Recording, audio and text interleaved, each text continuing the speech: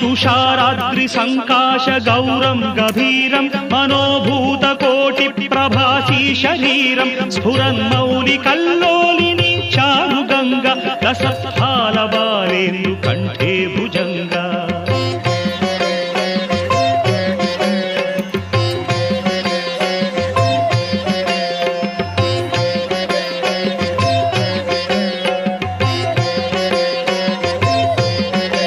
चलत्कुण्डलं शुभ्रनेत्रं विशालं प्रसन्नाननं नीलकण्ठं दयालं मृगाधीश चर्माम्बरं मुण्डमालं प्रियं शङ्करं सर्वनाथं भजामि प्रचण्डं प्रकृष्टं प्रगल्भं परेशम् अखण्डं भजे भानुकोटिप्रकाशं त्रयीशूलनिर्मूलनं शूलपाणिं भजेऽहं भव